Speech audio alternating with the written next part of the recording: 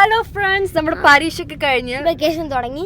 അപ്പൊ അച്ഛനോടും അമ്മയോടും എപ്പോ വെക്കേഷന് ടൂർ പോകാന്ന് പറഞ്ഞാലും അവരെന്തെങ്കിലും ഉടായ്പ പറഞ്ഞ് ഞങ്ങളെ പറ്റിക്കാറാണ് പതിവ്. പക്ഷെ ഇത്തവണ ഞങ്ങൾ അങ്ങനെ വിട്ടുകൊടുക്കാൻ ഉദ്ദേശിക്കുന്നില്ല. പരീക്ഷ കഴിഞ്ഞിട്ട് വന്നപ്പോ തന്നെ നേരെ പോയി പറഞ്ഞത് എവിടെയെങ്കിലും പോകാന്ന്. പൊന്നു സുഹൃത്തുക്കളെ, അച്ഛന്റെ ബിൽഡപ്പ് ഒക്കെ കേട്ടപ്പോ ഞാൻ ഓർത്ത് ഞങ്ങൾ ദുബായിക്ക് പോകുവാണെന്ന്. പക്ഷെ ഞങ്ങളെ കൊണ്ടുവന്നിരിക്കുന്നത് അർത്തിങ്കൽ ബീച്ചിലേക്കാണ്.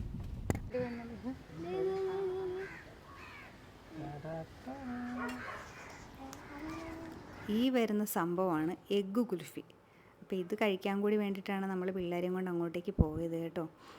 ഈ എഗ്ഗ് കുൽഫി എന്ന് ആദ്യം കേട്ടപ്പോഴത്തേക്കും ഞാൻ അയ്യേ എന്ന് വെച്ചു. കാരണം ശരിക്കും ഐസ്ക്രീമും മുട്ടയൊക്കെ കൂടി എന്തോ മിക്സ് ചെയ്ത് തരുന്നതെന്നാണ് ഞാൻ വിചാരിച്ചത്. സംഭവം പക്ഷേ അങ്ങനെയൊന്നും അല്ലതേ.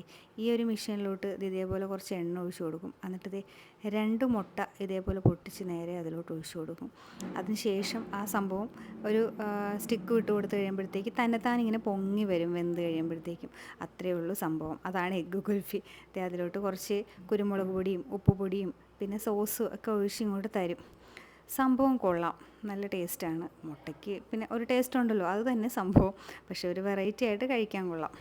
ഞാൻ എഗ്ഗ് കുൽഫി കയ്യിൽ പിടിച്ചിട്ട് ഫേസ്ബുക്കിലൊരു ഫോട്ടോ പോസ്റ്റ് ചെയ്തിരുന്നു. അപ്പോഴും ചിലർ അയ്യേ എന്ന് വെച്ചിരുന്നു. അവർക്കും ഈ അയ്യേ എന്ന് വെച്ചത് മിക്കവാറും അവരും ഇതുകൊണ്ടായിരിക്കാം. കാരണം ഐസ്ക്രീം എന്തോ മുട്ടയായിട്ട് മിക്സ് ചെയ്ത് എന്തോ ആക്കി വെച്ചിരിക്കുന്നതാണെന്ന് വിചാരിച്ചിട്ടാവും. പക്ഷേ സംഭവം ഇങ്ങനെയാണ് കേട്ടോ.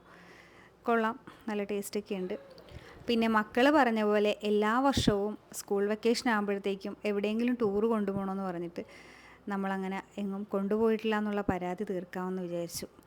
അപ്പം ടൂറെന്ന് പറയുന്നത് ദൂര സ്ഥലങ്ങൾ മാത്രമല്ലല്ലോ, നമ്മുടെ ചുറ്റുവട്ടത്തുള്ള സ്ഥലങ്ങളൊക്കെ ആദ്യം മക്കൾ കാണട്ടെന്നേ, എന്നിട്ട് ദൂരത്തോട്ടേക്കൊക്കെ പോകാം. അപ്പോൾ ആദ്യം തന്നെ ഞങ്ങൾ വന്നത് അർത്തിങ്കലാണ് കേട്ടോ. അർത്തിങ്കൽ ബീച്ചിലോട്ടാണ്. അപ്പോൾ ബീച്ചിൽ വന്ന് കുറച്ച് സമയം ഇരുന്നു, കാറ്റൊക്കെ കൊണ്ടു. ഈ ചൂടത്ത് സത്യം പറഞ്ഞാൽ വൈകുന്നേരം ബീച്ചിൽ പോയിരുന്നു കഴിഞ്ഞാൽ നമുക്ക് പ്രത്യേക ഒരു സുഖം തന്നെയാണ് കേട്ടോ. ആ കാറ്റൊക്കെ കൊണ്ട് പ്രത്യേക ഒരു വൈബ് തന്നെയാണത്. അങ്ങനെ സൂര്യൻ അസ്തമിക്കാൻ വേണ്ടിയിട്ട് റെഡിയായിട്ട് അങ്ങനെ നിൽക്കുകയാണ്. പക്ഷേ ഞങ്ങൾ ചെന്നതുകൊണ്ട് സൂര്യൻ അസ്തമിക്കാൻ കുറച്ച് നേരം വൈകി. ഞങ്ങളെ കണ്ടപ്പോഴത്തേക്കും ഞങ്ങളോട് കുറച്ച് കുശലമൊക്കെ പറഞ്ഞ് അങ്ങനെ ഇരുന്നു. കാറ്റും ആ ഒരു ഫീലും ഒക്കെ ഒരു നല്ലൊരു സംഭവം തന്നെയാണ് കേട്ടോ. എപ്പോഴും പോയി ഇരിക്കാനൊന്നും പറ്റത്തില്ല, ഇങ്ങനെ ഇടയ്ക്കൊക്കെ ഇങ്ങനെയുള്ള ചാൻസൊക്കെ കിട്ടത്തുള്ളൂ.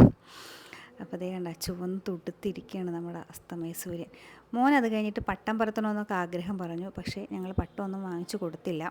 അതിനിടയ്ക്കൊരു ബബിൾ വേണമെന്ന് പറഞ്ഞിട്ട് ബബിൾ വാങ്ങിച്ചു കൊടുത്തു കേട്ടോ. കുഞ്ഞു പിള്ളേർ കളിക്കുന്ന സംഭവമൊക്കെയാണ് അവന് ഇഷ്ടം. അപ്പോൾ പിന്നെ അത് വാങ്ങിച്ചു കൊടുത്തു. Day 2 ആയിട്ട് നമുക്ക് വീണ്ടും കാണാം. നാളെ ഉണ്ടാവും. വരും പോകും അല്ല പോകും.